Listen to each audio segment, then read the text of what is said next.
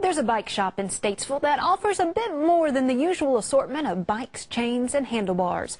Producer Will Mikes takes us for a visit in this piece narrated by Mitch Lewis.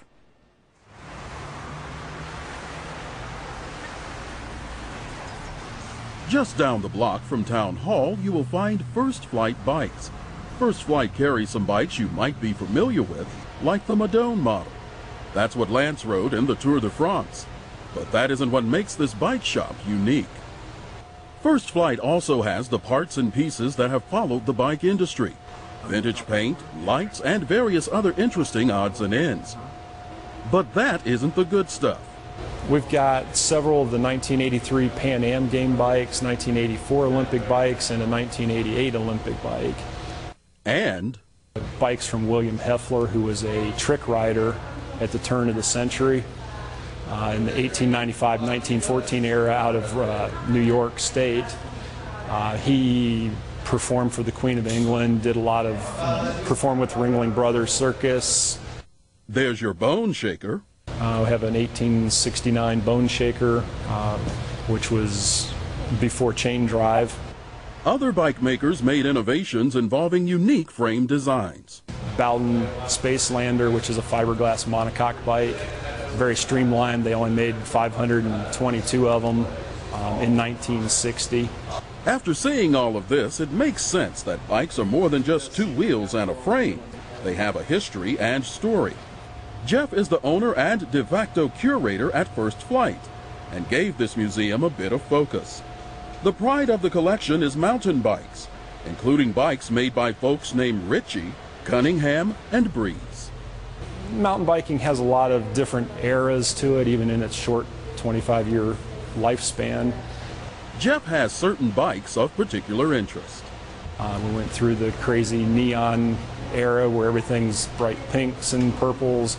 Went through the anodized era where everything was anodized purples and greens and bright colors. We've gone through full suspension designs. We've gone through front suspension into full suspension, index shifting. So there's a lot of little eras within mountain biking, and it just made it a little more interesting because there's a little more diversity in the mountain bikes than there were in some of the other bikes. A lot of the ones I like are the really, really early handmade bikes, and a lot of them you can kind of envision somebody making them in their garage, where a lot of them were made. We've got a Breezer Series 2, which Joe Breeze is generally acknowledged as the first builder of a true specific built from scratch mountain bike. Early Ritchies, Tom Ritchie was kind of the first production custom builder.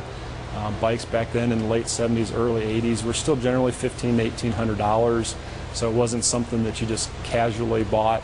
We have a Charlie Cunningham built bike, which Charlie's one of the founders of WTB, or Wilderness Trail Bikes, still a company around that makes parts and tires, but he was more of a craftsman. He has only built somewhere in the neighborhood of 150 bikes in the 25 years that he's built bikes. Jeff researches every bike he adds to his collection. When we get a bike in, I can look in catalogs, I can look in magazines, I can talk to people, but the best thing has been when we found out who owned a company or who made a bicycle. A lot of those people, because this happened 20 years ago, are still very active, vibrant people.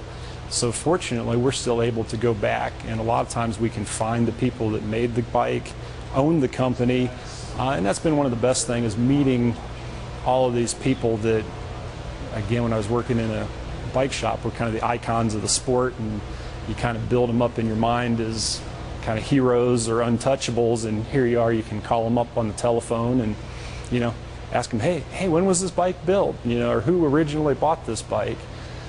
So that's been, as we've collected, meeting the people has really been a lot of the fun. So if you're ready to learn a little recent bike history and like taking a trip just off the interstate, then you should drop in on First Flight Bikes. If you're really good, Jeff just might let you see the bikes that haven't made it to the showroom floor. This weekend, Jeff and fellow cyclists will host the Crossroads Vintage Bike Festival in Statesville. Folks can compete for prizes, swap gear, or take part in group rides on both road and mountain bikes. Go to firstflightbikes.com or follow the web links icon on our site at unctv.org/NC now for more information. That's our show for tonight. Thanks for watching. Have a great evening, everyone.